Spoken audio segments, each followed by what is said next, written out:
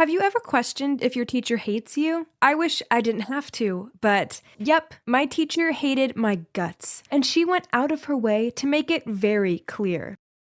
I'm Lori, by the way. I'm 15 years old, and I guess you could say I kind of stand out because of my looks.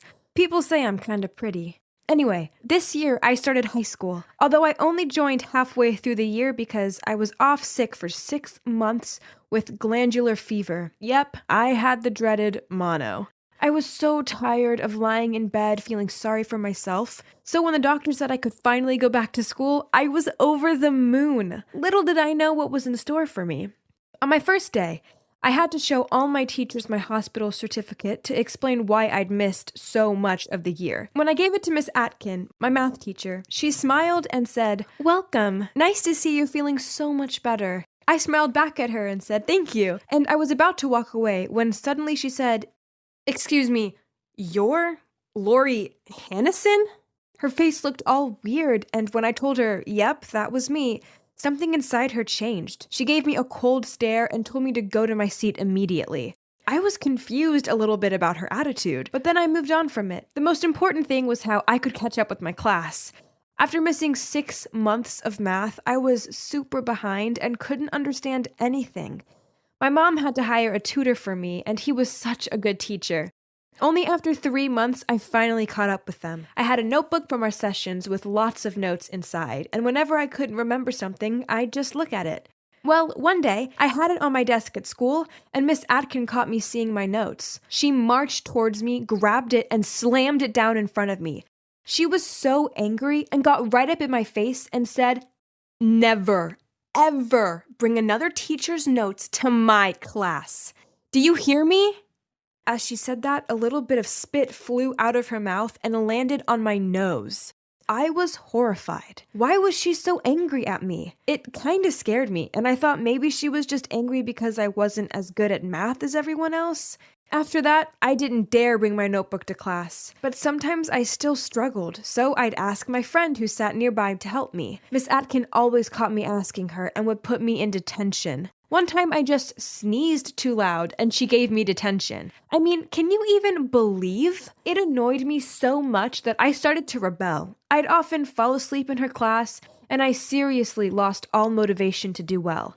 And that's not all. One day, I wore a new dress to class, and I swear I looked exactly like all the other girls at school. But Miss Atkin publicly embarrassed me by making me stand up in front of everyone, then said, "Girls and boys, Lori is a fine example of someone who pays more attention to what she wears than to studying. Don't be like Lori." I could feel myself blushing, and I wanted to cry. She was deliberately being mean to me, and I had no idea why. I was not that kind of girl. I normally loved studying, and I didn't care about clothes and shoes at all. I couldn't say anything, though, because if I spoke back to her, she'd give me a worse grade. What made it all even worse was that she was also the cheerleading coach, and she had her pack of cheerleaders following her around everywhere.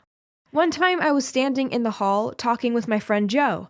We'd been best friends since we were like 3 years old, and we also live in the same street, so we'd grown up together. Joe always had my back. So we were standing there chatting when Miss Atkin and some of her fave students walked by. Suddenly I heard one of the girls say, "Oh look, surprise, surprise, it's Lori flirting with a boy again." Then one of the other girls said, "Seriously, she's such a fake.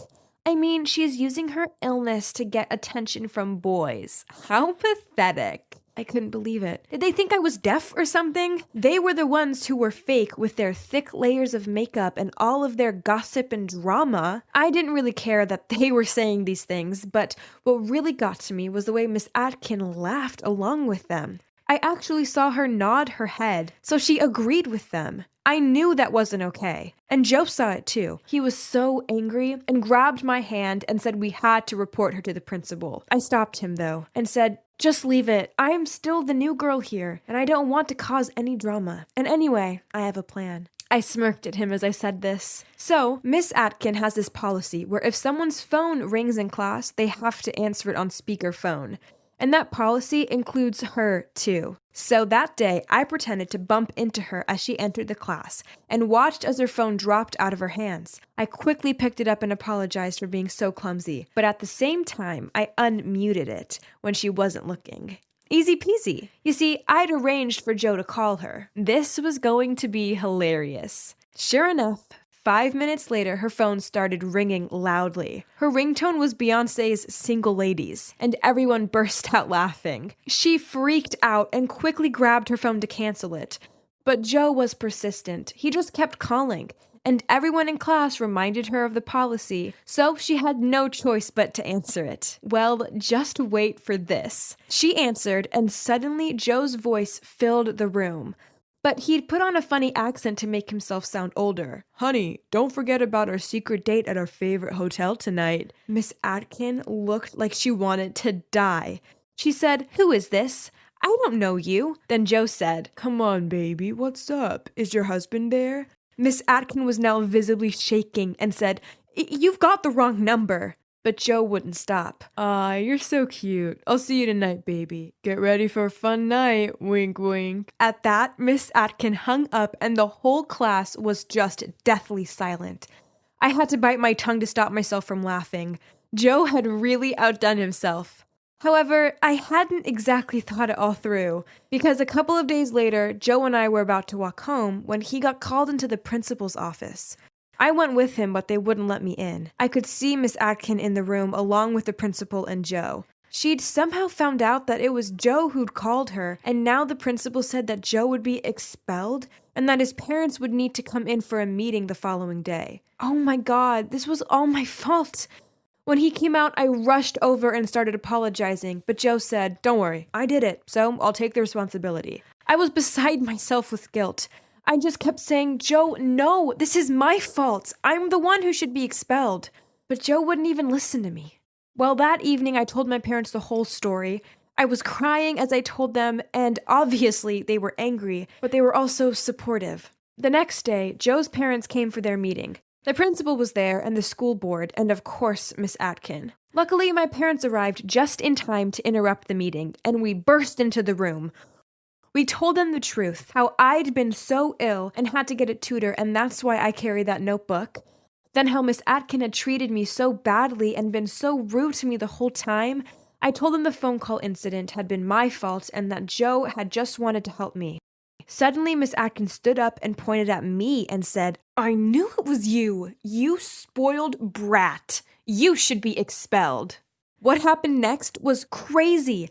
My mom jumped up and said, "How dare you speak to my daughter like that? You hate her because she's my daughter. Get over it, Angela. It's been years." Well, Miss Atkin ran towards my mom and said, "You're a horrible woman, and so is your daughter. You deserve each other." She was about to grab my mom, but my dad jumped up and stopped her. I didn't understand what was happening. Everyone was so shocked. The principal looked so puzzled. Then he told us all to go home and calm down.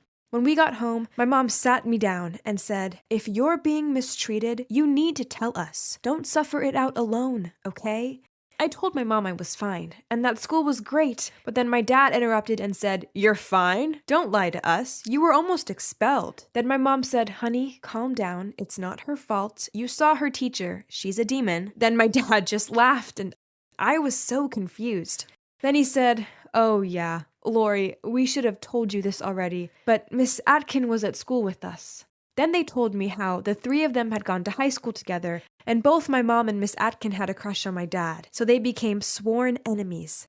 They fought all the time, and Miss Atkin had been expelled from school because of my mom. Of course, my dad hadn't known all of that back then, and he'd fallen in love with my mom. Wow, now I understand the real reason Miss Atkin treated me like that. She was obviously still angry at my mom, and when she'd seen my name, she hadn't been able to control her anger anymore, and she'd just released it all on me.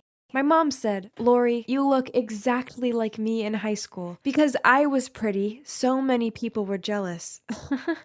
Then she turned to my dad, smiled, and said, "I can see that Joe is quite similar to your dad. You should be careful." At that, Mom and I burst out laughing. My dad was just speechless.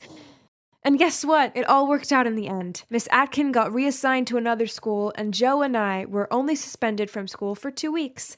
Now we're closer than ever, and there's definitely some real chemistry between us. Finally, high school is getting good again, huh?